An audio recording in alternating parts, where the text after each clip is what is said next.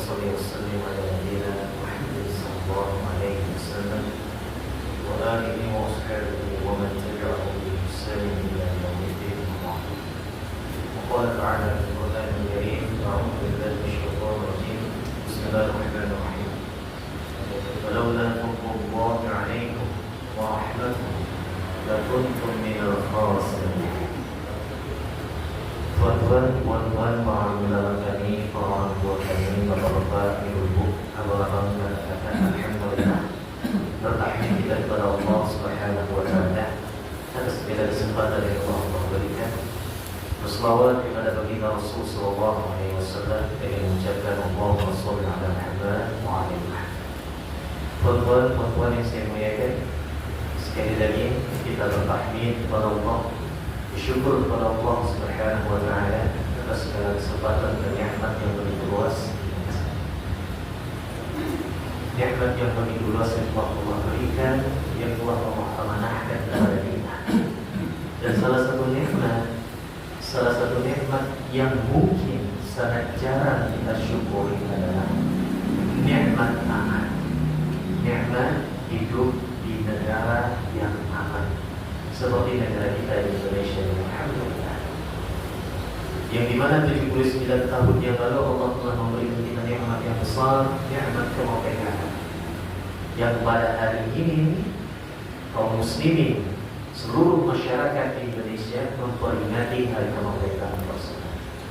Dan tentu seorang muslim yang beragama Islam ada caranya sendiri bagaimana cara mensyukuri kemerdekaan yang Tuhan Allah berikan. Karena itu kita bacakan ayat di pertama tadi, "Walaula fadlullahi 'alaikum wa rahmatuhu lakuntum minal khasirin." Kalau bukan kata Allah Subhanahu wa taala, kalau bukan karena karunia Allah dan rahmatnya kepada kalian, kata Allah Subhanahu wa taala, sungguh kalian termasuk orang-orang yang merugi. Al-Baqarah 60. Oleh karena itu kemerdekaan yang telah Allah berikan kepada kita itu nikmat dari Allah. Seberapa besar pun ikhtiar kita untuk menggapai sebuah kebebasan bangsa, kalau bukan karena izin Allah Subhanahu wa taala itu tidak akan bisa. Oleh karena itu tuan-tuan yang saya muliakan, diiringi dengan ikhtiar, kemudian juga diiringi dengan tawakal kepada Allah Azza wa Jalla, maka Allah lah yang telah memberikan kemerdekaan tersebut.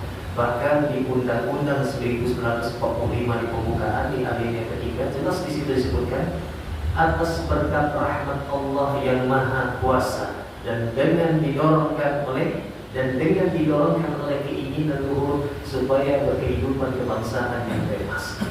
Di sini dalam alinea ketiga ini disebutkan atas berkat rahmat Allah yang Maha Kuasa. Oleh karena itu, bagi seorang muslim yang beragama Islam ada cara tersendiri untuk mensyukuri kemerdekaan, dan itu telah Allah cantumkan di dalam Al-Quran. Sebagaimana Allah firmankan di surah Al-Baqarah ayat 40, Allah Ta'ala menyindir Bani Israel. Apa kata Allah Subhanahu wa Ta'ala? A'udzu billahi minasyaitonir rajim. Ya Bani Israel, dzkuru ni'mati allati an'amtu 'alaikum. Wahai Bani Israel, ya Allah.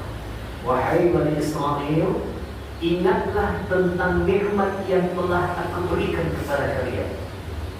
Nikmat apa yang telah Allah berikan kepada Bani Israel? Di ayat yang ke-40 ini. Nikmat apakah yang telah Allah berikan kepada Bani Israel?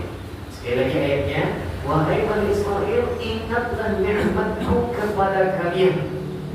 Ternyata nikmat yang telah Allah berikan tersebut telah Allah jawab di ayat ke-49, masih di surah yang sama. وَإِذْ نَجَّيْنَاكُمْ مِنْ آلِ فِرْعَوْنَ يَسُومُونَكُمْ سُوءَ الْعَذَابِ يُذَبِّحُونَ أَبْنَاءَكُمْ وَيَسْتَحْيُونَ نِسَاءَكُمْ وَفِي ذَلِكُمْ بَلَاءٌ مِنْ رَبِّكُمْ عَظِيمٌ. Apa kata Allah Subhanahu wa taala? Dan ingatlah ketika kami selamatkan kalian, Bani Israel, dari Fir'aun, dari cengkraman Fir'aun, dari penjajahannya Fir'aun, dari kekalnya Fir'aun dan para pengikutnya, yang dimana Fir'aun itu menimpakan siksaan yang besar kepada kalian. Mereka membunuh anak-anak laki-laki kalian dan mempermalukan perempuan di antara kalian. Jadi Allah ingin mengingatkan kembali kepada Israel tentang kebebasan yang telah Allah berikan, kemerdekaan yang telah Allah berikan dari penjajahan bangsa Fir'aun. Oleh karena itu, bagaimana cara mensyukuri kemerdekaan kita? Allah telah cantumkan di surah Al-Baqarah ayat 40 sampai 43. Bisa tuan-tuan baca nanti ketika pulang di rumah. Begitulah cara kita untuk mensyukuri kemerdekaan sebuah bangsa. Al-Baqarah 40 sampai 43. Tidak dengan mensyukuri kemerdekaan dengan hal-hal yang mengundang kemurkaan Allah. Misalnya melakukan perlombaan yang sudah hilang rasa malunya. Subhanallah. Misalnya contoh misalnya seorang muslimah menggunakan jilbab, menggunakan hijab, walaupun mungkin pakaiannya belum syar'i seperti menggunakan pakaian olahraga yang ketat. Kemudian di perutnya itu diletakkan sebuah kotak yang berisi bola-bola plastik. Lombanya adalah bagaimana seorang muslimah ini mengeluarkan semua isi bola di dalam kotak tersebut yang diikat di perutnya tanpa harus menyentuhnya dengan tangan. La haula wala quwwata illa billah. Bagaimana caranya? Subhanallah. Ini perbuatan yang tidak dilihat oleh orang banyak. Dan jangan pula kita melakukan sebuah perlombaan yang justru mengundang kemurkaan Allah Azza wa Jalla. Banyak hal lainnya. Banyak perlombaan yang masih dalam kategori wajar. Ya seperti lomba makan kerupuk, itu boleh Pak ya. Tetapi kalau nanti makan kerupuknya jangan pula togak. Jangan pula berdiri. Setidaknya sediakan kursi, ikat tangannya di kursi. Ikat tangannya di kursi. Kalau kerupuknya makanlah di situ, gak ada masalah. Tapi kalau berdiri, ini hukumnya makruh. Nah ini. Atau perlombaan misalnya bawa kelereng pakai sendok, ini gak ada masalah juga, Jadi ini membantah perkataan orang yang gak apa-apa lah Pak, sesekali hiburan. Nah ini bahasa yang sering kita dengar, sesekali hiburan. Lagi, anggaplah sesekali hiburan sehingga semua hiburan bisa kita halalkan. Semua hiburan kita anggap normal. Tapi dapatkah kita menjamin ketika kita berhibur tersebut Allah mencabut nyawa kita atau tidak? Dapatkah kita menjamin nanti di akhirat Allah akan bertanya kepada kita? Allah tidak akan bertanya kepada kita, kenapa mengikut tak ikut lomba estafet tepung? Allah tidak akan bertanya itu. Yang akan Allah pertanyakan adalah kenapa engkau bersikap tafsir? Yang akan Allah tanyakan, wahai muslimah, kenapa engkau nampakkan seluruh debu-debu tubuhmu di hadapan orang lain? Yang akan Allah pertanyakan adalah kenapa engkau membuka auratmu? Ini yang akan Allah pertanyakan. Allah tidak akan pertanyakan tentang lomba apa yang kita ikuti dan tidak kita ikuti. Oleh karena itu tak bisa kita mengatakan sesekali hiburan. Kalaupun mau memang hiburan, banyak hiburan yang masih diperbolehkan, yang sebagaimana kita sebutkan tadi. Berhibur, bermusyawarah itu diperbolehkan. Diperbolehkan selagi tidak melanggar syariat Islam, tidak melanggar syariat Allah tetapkan. Bayangkan estafet tepung, ya? Mengoper tepung ke belakang, tertumpah kena teman yang di belakang sampai penuh mukanya dengan tepung. Kalau bahasa uang mocu, contoh moci beriman tepung. Kalau bahasa uang mocu, Allah Akbar. Dan itu semua orang pertama melihatnya. Kenapa tepungnya nggak dikirim ke kita? Bisa kita buat cireng, apalagi cireng Ustaz Asep, nggak ada lawan. Atau buat bakwan, ya? Banyak hiburan-hiburan yang bisa kita buat. Ibu-ibunya boleh berlomba. Apa lombanya? Lomba menghias, lomba memasak. Ya bapak-bapaknya makan. Ya bapak-bapaknya makan. Ikut tidak lupa. Anak-anak disuruh manjat pinang. Ibu-ibu disuruh manjat pinang. Seru, betul seru. Tapi berapa banyak orang yang telah terdadak di sana. Apa-apa main bola. Tapi pakai bola daster. Ya daster uang rumah. Allah. Kalau nak main bola tak apa, pakai sarung lebih seru. Yang pakai sarung lebih seru.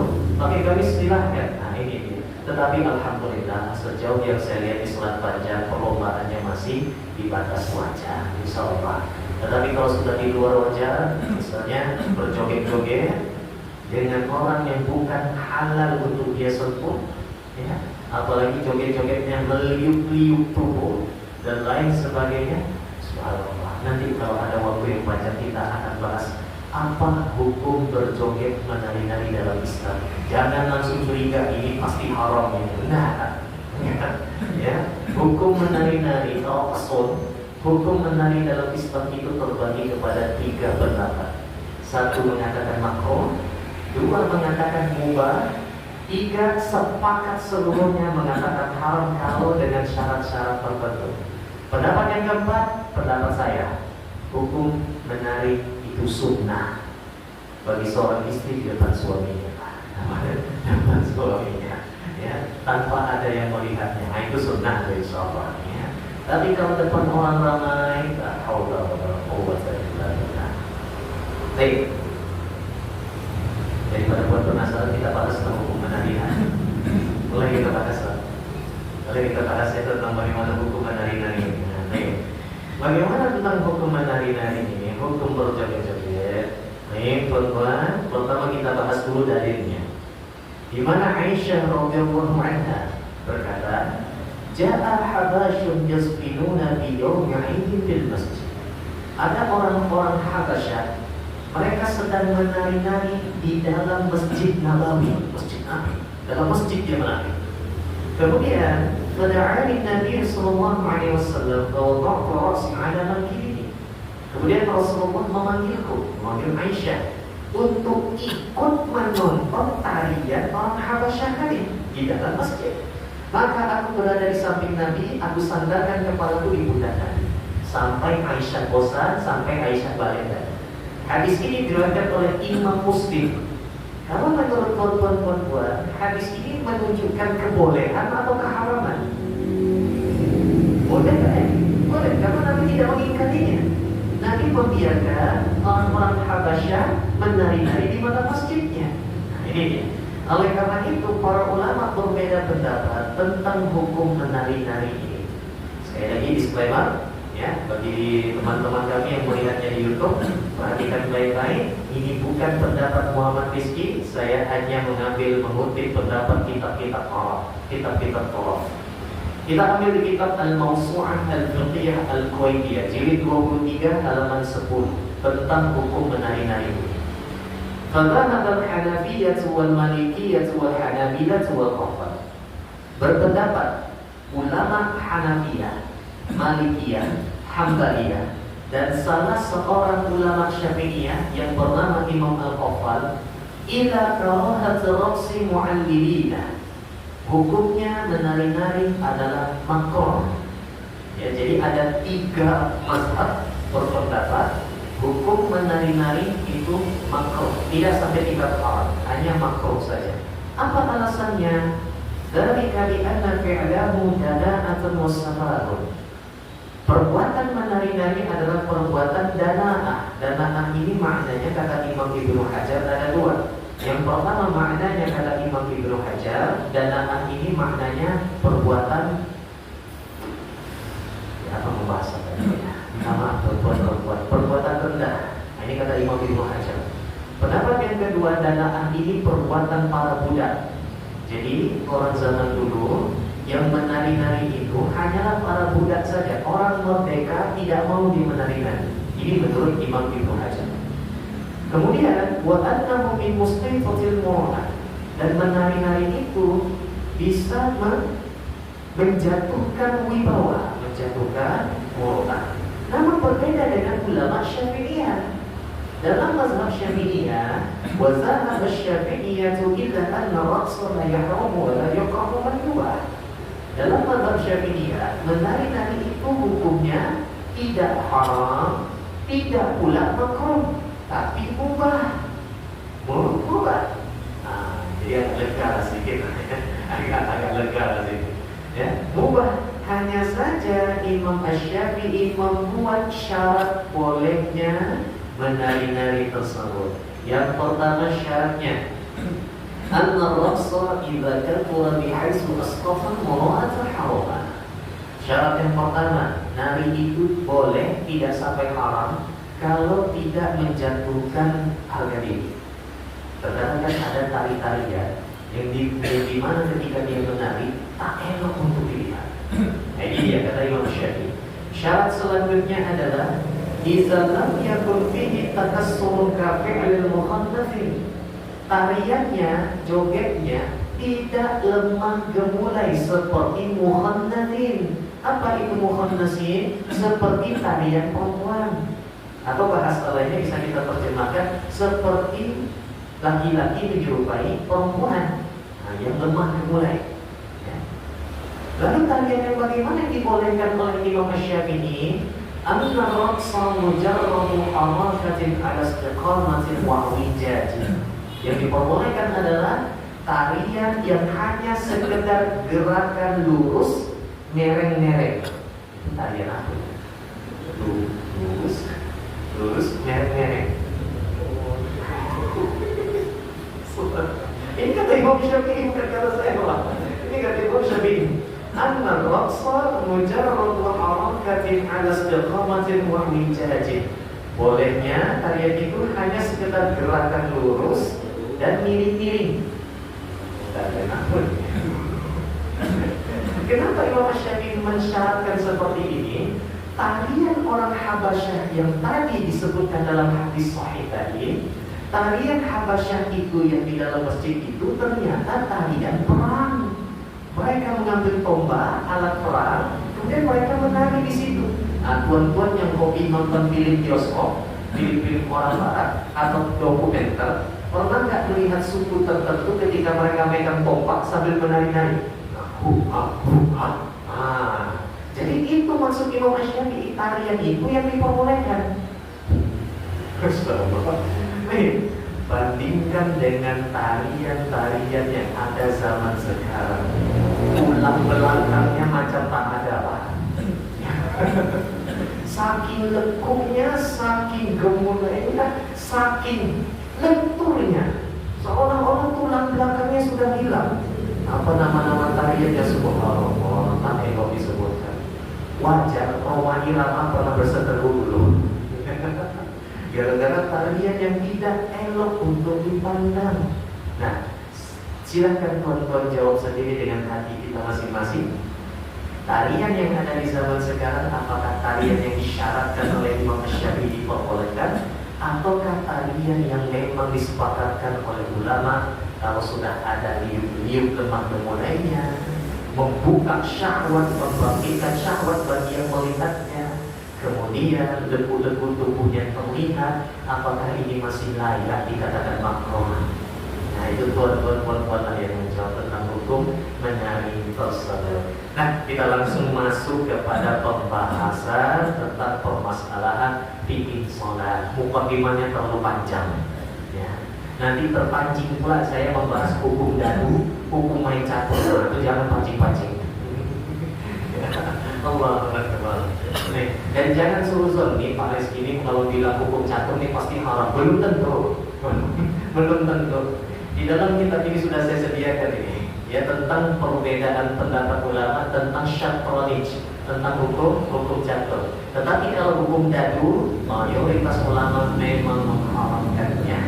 Hanya segelintir kecil ulama yang memakruhkannya, ya, dengan catatan tidak melalaikan dari ibadah kepada Allah. Tetapi mayoritas ulama mengharamkannya, baik itu dengan taruhan ataupun dengan tidak taruhan. Nah, ini dia. Bisa dicek juga di video ceramah Buya Yahya juga dan Ustaz Ali Hidayat tentang hukum bermain dadu. Tapi kalau catur memang terjadi perbedaan pendapat. Ya, baik.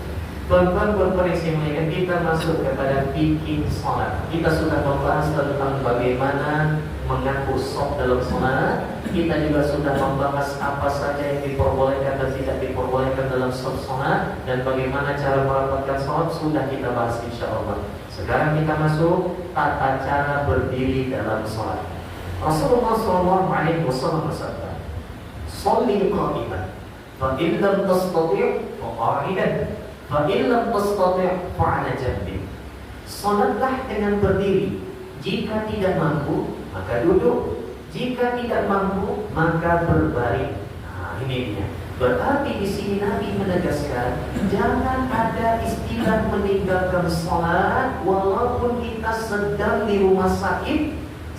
Selagi masih ada kesadaran, masih sadar kita, walaupun badan tidak dapat digerakkan, tetap wajib sholat. Bisa tidak? Ya. Berarti kalau tak dapat berbaring, maka sholatlah dengan isyarat mata.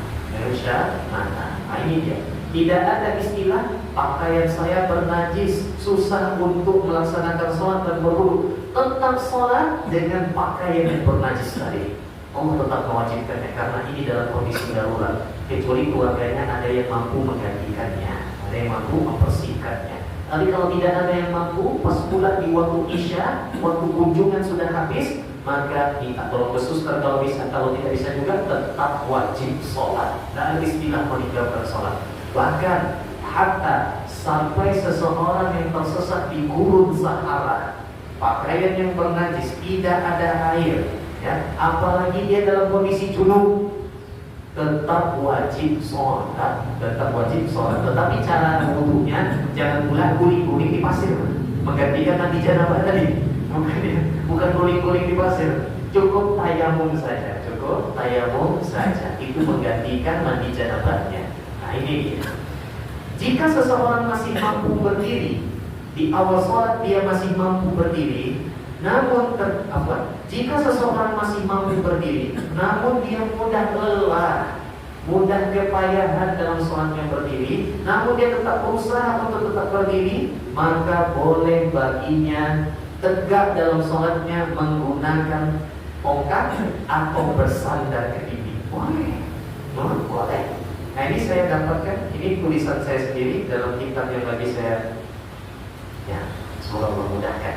Namanya Al-Muwaffaq, kesimpulan tentang fikih sholat dari berbagai referensi yang ada. Dalilnya apa? Hadis Imam Abu Dawud. Ummu Qais bintu Mihsan radhiyallahu anha berkata, "Anna Rasulullah sallallahu alaihi wasallam lamma asanna wa hamala lahmat akhadha 'amudan fi sholati ya'tamidu alaihi." Sungguh Rasulullah ketika beliau sudah berusia lanjut dan lemah, beliau memasang tiang di tempat sholatnya untuk menjadi sandaran. Nah, dari sini disepakati oleh para ulama, boleh taruh tiang di belakang agar tetap tegak berdiri dalam sholat atau bersandar, diperbolehkan. Kemudian yang kedua, bagi yang tidak kuat untuk berdiri lama ketika sholat, awal sholat dia berdiri, tapi ternyata imamnya khafam surah Al-Baqarah dalam satu rakaat. Tentu sakit sudah kaki, sakit pula punggung. Maka kata para ulama, boleh dia duduk, mengambil posisi duduk di tengah-tengah sholat. Tapi tak ada terjadi seperti itu. Tak ada terjadi. Tetapi mana tahu ada di kita. Misalnya kita sudah berusia lanjut, imam membaca amma yatasaalun. Ya, bagi orang muda mungkin tak terlalu panjang, biasa. Tapi bagi yang sudah agak usul ini agak panjang. Bolehkah dia duduk di tengah-tengah sholat? Boleh, tak ada masalah. Baik, kemudian yang ketiga, bolehnya sholat sunnah dengan duduk tanpa uzur. Nah, kalau sholat wajib tadi, kapan kita boleh sholat dalam kondisi duduk? Ketika ada uzur, baru boleh duduk. Tapi kalau sholat sunnah, tak ada uzur pun boleh tetap melaksanakannya dengan duduk. Mana tahu perempuan nak cumpul kan? Nak cumpul pula. Dalilnya apa? Kata Nabi sallallahu alaihi wasallam, "In shalla qa'iman fa huwa afdal." Kalau engkau salat sunnah dengan cara berdiri, itu lebih afdal. Wa man shalla qa'idan falahu nisfu ajril qa'im. Namun siapa yang ingin salatnya dalam posisi duduk tanpa uzur, boleh, tapi pahalanya setengah dari yang berdiri. Yang berdiri dipangkas pahalanya. Bahkan Nabi mengatakan, "Wa masallan na'iman falahu nisfu ajril qa'im." Siapa yang mau sholat sunnah dalam kondisi berbaring tanpa uzur, tetap boleh, sah. Ini kan kemudahan sholat sunnah, tapi pahalanya setengah dari yang duduk. Macam tadi ya sholat umat. Tadi ya sholat dari Allah. Nah, ini mana tahu nak cuba-cuba kan, pas sudah baring, sudah malas pula tegak lagi, wudhu masih terjaga, Kata Pak Rizky tadi kalau tak mampu sholat tahajud di tengah malam, sholat sebelum tidur. Ya sudah pas lagi baring, mana tahu, mana tahu. Nah ini dia. Kecuali kalau memang ada umur, misalnya tuan-tuan pergi naik mobil travel, sampai di jalan dekat Sia, ingin rasanya sholat sunnah duha, mau nunggu sampai di Maredan untuk istirahat, itu waktunya makan. Akhirnya sholatnya di dekat sebelum pembelokan dekat apa yang ada minyak itu, belum pembelokan itu. Sholat di situ di dalam mobil travel, apakah boleh? Sah sholat sunnahnya, tapi nggak menghadap kiblat, Pak. Boleh. Itu keringanan yang Allah berikan dalam sholat sunnah. Apa dalilnya? Jabir bin Abdullah berkata, ketika itu aku melihat Rasulullah melaksanakan sholat sunnah di atas hewan tunggangannya, kemanapun hewan tunggangannya menghadap. Padahal Nabi bisa saja beliau turun sejenak, ditampakkan tali ke hewannya, kemudian beliau sholat menghadap kiblat. Jabir bin Abdullah mengatakan lagi, tetapi kalau sholat fardu, Nabi turun dan menghadap kiblat. Di sini ulama sepakat bolehnya sholat sunnah di dalam kendaraan, walaupun tidak menghadap kiblat, walaupun dalam posisi duduk. Tapi kalau tuan-tuan masih ragu, nggak ada masalah, tunggu sampai Maredan dulu. Nah ini dia. Tak mungkin pula, mana tahu tuan-tuan ada juga yang berangkat pakai pesawat kan? Nah, mungkin suruh kapten ada kiblat dulu. Ada kiblat dulu. Astagfirullah. Nah, ini. Kecuali Mama Gufron mungkin bisa. Subhanallah. Baik tuan-tuan yang saya mulai kita lanjutkan. Kemudian pandangan mata ketika berdiri dalam sholat. Nah ini.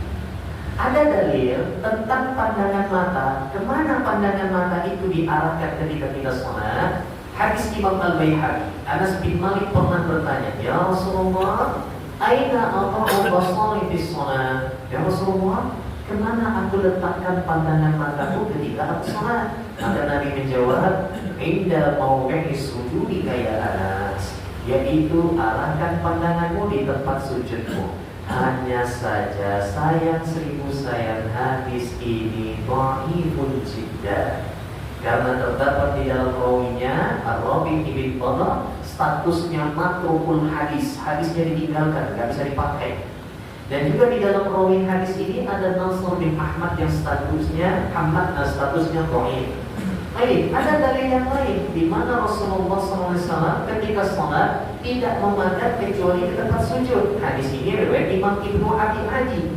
Hanya saja di dalam rawinya juga ada seorang rawi bernama Ali bin Abi Ali Al-Qurashi. Matrukul hadis, hadisnya juga ditinggalkan. Ada dalil yang lain, hadis Imam Al-Hakim dan Imam Ibnu Uzaimah. Tetapi lagi-lagi di dalam rawinya ada yang bernama Amr bin Abi Salamah dari Zuhair secara ma'lul, bermasalah periwayatannya. Sehingga kata Imam Ibnu Abdul Bar, hadza kulluhu tahdidun lam yathbut bihi amarun wa laysa biwajibin fil nazar. Semua batasan itu tidak didasari dengan riwayat yang sahih tentang harus memandang ke sujud. Sabar dulu Bapak Ibu, kita pelan-pelan bahas ya. Kemudian sehingga tidak diwajibkan kita harus memandang ke tempat sujud, karena itulah sebagian ulama seperti Imam Bukhari. Siapa yang tak kenal dengan Imam Bukhari? Pembuka Amirul Mukminin bin Hadis, penulis kitab Sahih Bukhari. Imam Bukhari salah seorang yang berpendapat ketika makmum itu sholat dianjurkan menghadapkan pandangannya ke depan, bukan ke bawah, ya, ke depan. Dan Imam Bukhari berpendapat seperti ini dengan sejuta dalil yang banyak. Allah Akbar. Nah ini dia. Kalau kita bahas dalil-dalilnya luar biasa banyak. Hanya saja, walaupun kata Imam Ibnu Abdul Bar tidak ada dalil yang sahih, namun ada dalil di mana Imam Muhammad bin Sirin berkata, kanu yastahibbuna an yanzura ar-rajulu fi sholatihi ila mawdi'i sujudihi. Walaupun tidak ada dalil dari Nabi, tapi kebiasaan para sahabat ada. Apa kata Muhammad bin Sirin? Para sahabat Nabi menganjurkan orang sholat untuk memandang di tempat sujudnya. Bahkan ada hadis juga yang menyebutkan ketika ada larangan, pandangan itu ke atas. Lalu tiba-tiba para sahabat menundukkan pandangannya. Tetapi di sini ada dua pendapat. Pendapat pertama, pandangan tetap di bawah tempat sujud. Pendapat yang kedua, pandangan ke depan. Apalagi seorang makmum, apalagi yang di belakang imam, pandangannya harus ke tempat imam. Nah, ini dia. Terlepas dari perbedaan pendapat tersebut, kalau pandangan di bawah lebih menyejukkan hati dan lebih memfokuskan dalam sholat, pandanglah ke bawah dan itu lebih afdal. Nah, itu dia. Baik. Hanya saja ada pandangan yang dilarang, yaitu memandang ke atas dan memandang celingak-celingok. Celingak-celingok paham Bapak Ibu ya?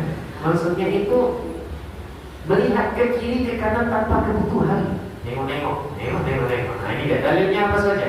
Kata Nabi sallallahu alaihi wasallam, la yantahiyanna aqwamun yarfa'una absarahum ila as-sama'i fi shalah aw la tarji'u ilayhi. Hendaknya orang-orang yang suka melihat ke atas ketika dia sholat, hendaknya hentikan. Kalau tidak Allah cabut nanti pandangannya. Oh, bahaya ancamannya. Kalau tidak Allah cabut pandangannya. Kemudian juga kata Aisyah radhiyallahu anha, aku bertanya kepada Nabi SAW anil iltifati fi sholat, tentang orang yang menoleh dalam sholat.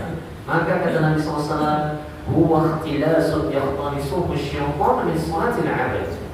Itulah pencopet yang dilakukan oleh syaitan terhadap sholat seorang hamba. Ya, misalnya kita sholat nih tuan-tuan, sholat, tiba-tiba datang teman kita.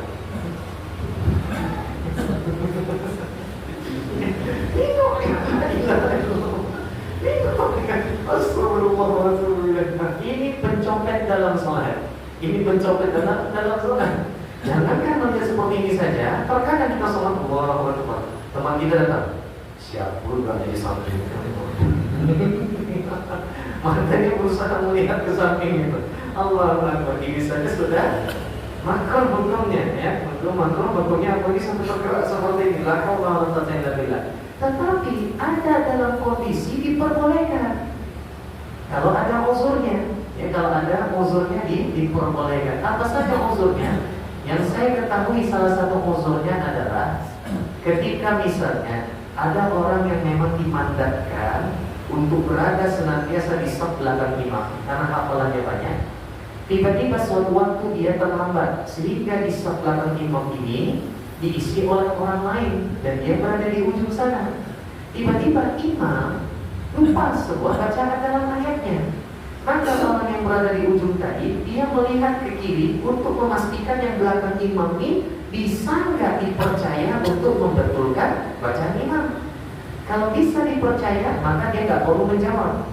Tetapi kalau misalnya memang hanya orang yang orang yang hafalannya tidak sebanyak imam, maka dialah yang menjawab. Ini menunjukkan ada adab-adabnya ketika ingin membetulkan bacaan imam. Nggak boleh sembarangan.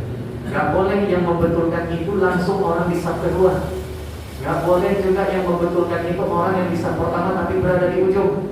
Yang berhak membetulkannya itu adalah yang belakang imam. Itu pun harus melihat kondisi imam. Terkadang ada imam yang belum ingin dibetulkan, dia ingin tetap berusaha mengingatnya.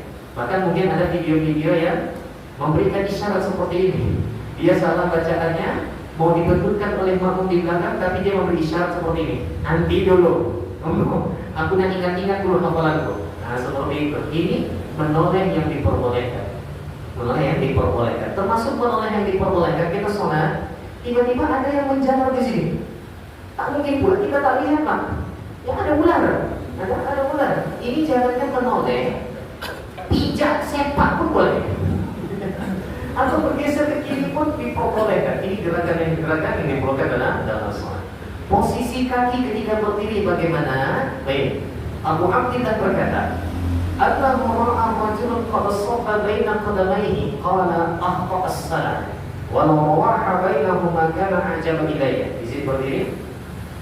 Abdullah bin Mas'ud pernah melihat seseorang salatnya itu kakinya dirapatkan seperti ini. Maka Abdullah bin Mas'ud memberikan komentar, dia telah menyelisihi sunnah, kata Abdullah bin Mas'ud. Seandainya dia sholat dengan berdiri dengan cara rawahah, itu lebih baik daripada dia merangkapkan kaki.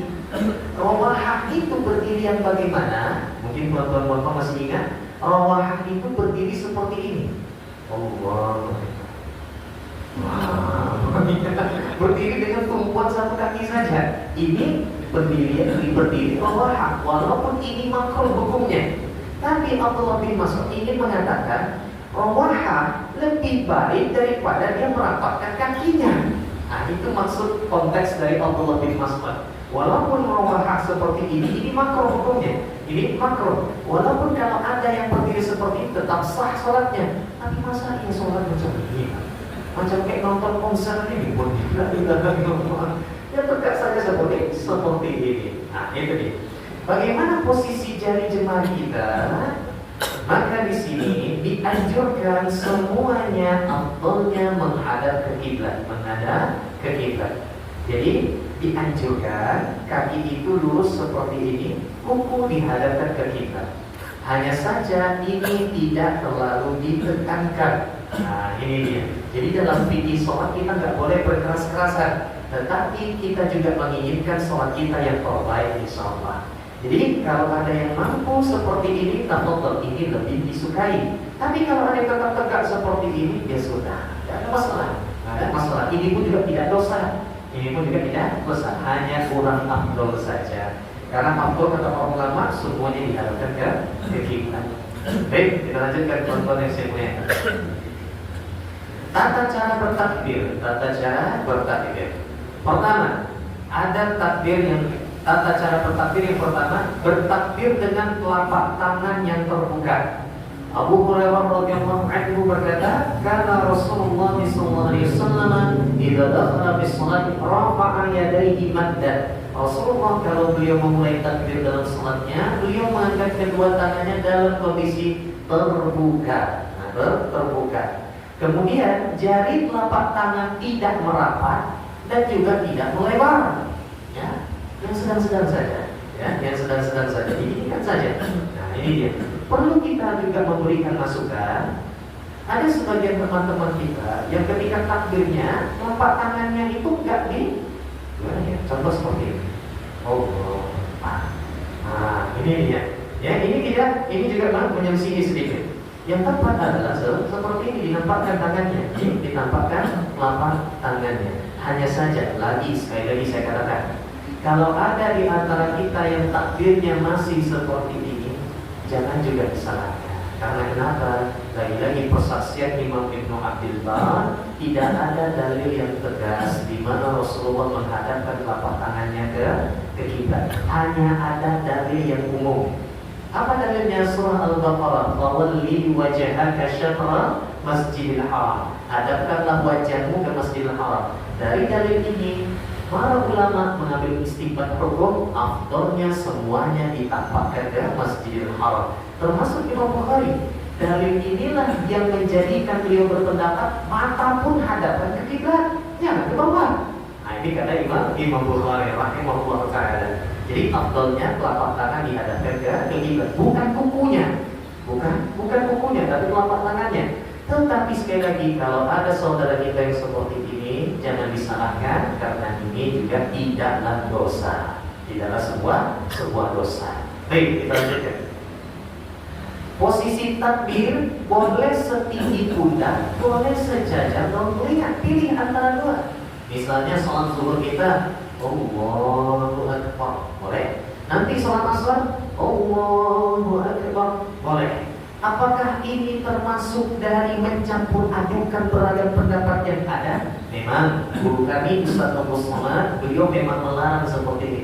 Kalau dalam sholat menggunakan mazhab Syafi'i, gunakan mazhab Syafi'i semuanya. Namun saya lebih cenderung pendapat Ustaz Ali Hidayat.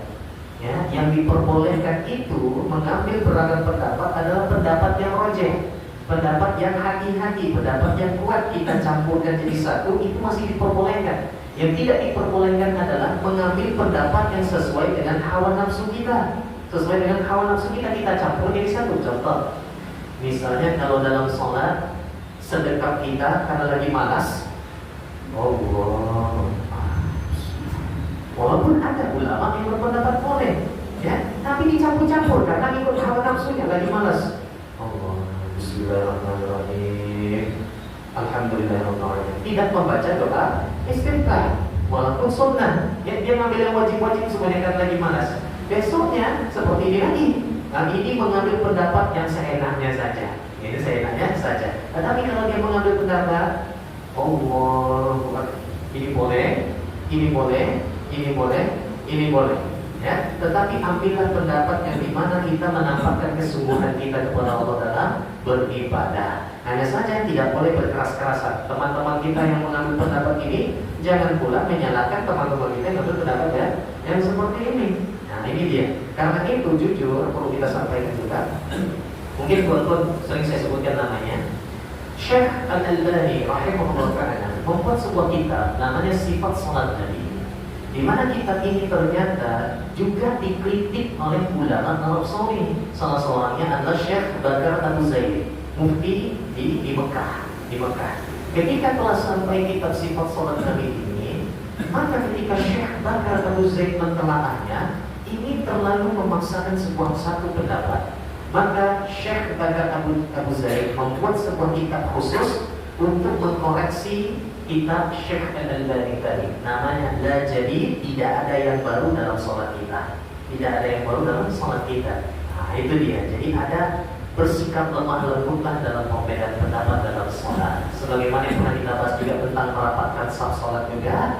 Kalau misalnya ada saudara kita yang tidak merapatkan tapi bahunya sudah rapat, itu sudah rapat saf sholatnya. Itu sudah rapat saf sholatnya menurut pendapat mayoritas ulama yang disebutkan oleh Imam Ibnu Hajar dalam Fathul Barinya. Baik, kita lanjutkan. Tempat takbir. Kapan saja kita mengangkat tangan ketika bertakbir? Terkadang ada ya, pas waktu rakaat pertama menuju rakaat kedua, Allahu Akbar, angkat tangan lagi. Pas rakaat ketiga, ngangkat tangan lagi. Pas rakaat keempat, nggak ngangkat tangan. Nah, bisa enak. Pas rakaat keempat tidak ngangkat tangan. Nah, kapan saja kita mengangkat tangan? Di dalam kitab ini, di sini disebutkan Allahu Akbar. Ucapan Allahu Akbar itu pertama di arba'ati mawadi, di 4 tempat kita mengangkat tangan. Pertama, inda takbiratul ihram, ketika takbiratul ihram, Allahu Akbar. Yang kedua, wa inda ruku', sami'allahu liman hamidah. Nah, ini dia. Yang ketiga, wa inda raf'i minhu, ketika bangkit dari ketika menuju ruku, kemudian ketika bangkit dari ruku. Nah, jadi kita waktu takbiratul ihram menuju ruku, Allahu Akbar, Allahu Akbar. Kemudian ketika bangkit dari ruku, sami'allahu liman hamidah. Dan yang keempat adalah wa indal qiyami min at-tasyahhudil awwal, ketika bangkit dari tasyahud awal menuju rakaat yang ketiga. Nah, itu dia. Jadi kalau ada sholat yang baik itu 4 ataupun rakaat yang 3, kalau sudah lewat tasyahud awal menuju rakaat selanjutnya, itu dianjurkan ngangkat tangan lagi. Karena sholat itu sebenarnya dibagi 2 dan 2. Dan pertemuan 2 pekan yang lalu kita juga sudah membahas kenapa ada sebagian teman kita ketika sholat subuh atau sholat sunnah, pas waktu tasyahud akhirnya dia tidak seperti ini, melainkan duduk seperti ini. Nah, di sini tuan-tuan yang saya muliakan juga terjadi perbedaan pendapat para ulama, dan keduanya sama-sama betul, sama-sama boleh. Sebagian mengatakan duduk seperti ini karena menggunakan dalil di mana sholat kalau masih 2 rakaat duduknya tetap seperti ini. Kalau sudah lebih dari 2 rakaat barulah duduknya seperti tasyahud akhir. Sebagian ulama mengatakan lagi, ada pun khusus sholat subuh atau khusus sholat yang 2 rakaat itu sudah di akhir sholat. Di akhir sholat. Maka kalau sudah di akhir sholat duduknya tasyahud akhir.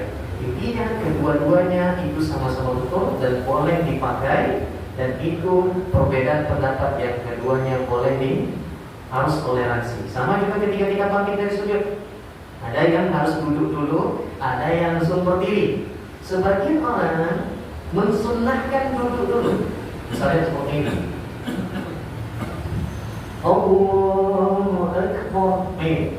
Namun ada yang berpendapat langsung berdiri pun boleh. Dan saya mengambil pendapat yang langsung berdiri. Karena kenapa? Dalam sebuah kitab fikih, saya lupa namanya, sebentar.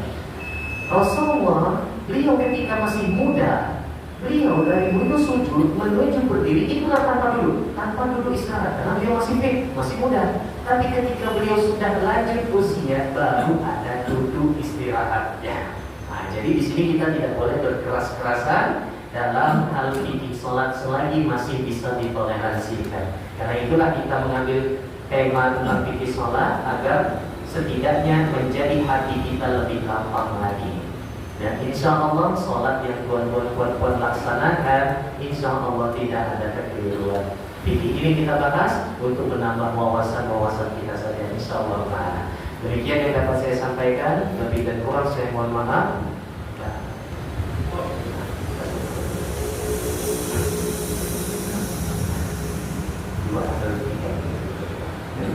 Dari kebetulan saya mohon maaf dan minta maaf dari khotimahnya kelamaan juga sehingga tema kita jadi terlalu sedikit. Tapi insya Allah pelan-pelan kita bahas, kita lanjutkan pekan depan masih tentang fikih sholat insya Allah ta'ala. Subhanallah wa bihamdihi asyhadu an la ilaha illa anta astaghfiruka wa atubu ilaik. Assalamualaikum warahmatullahi wabarakatuh.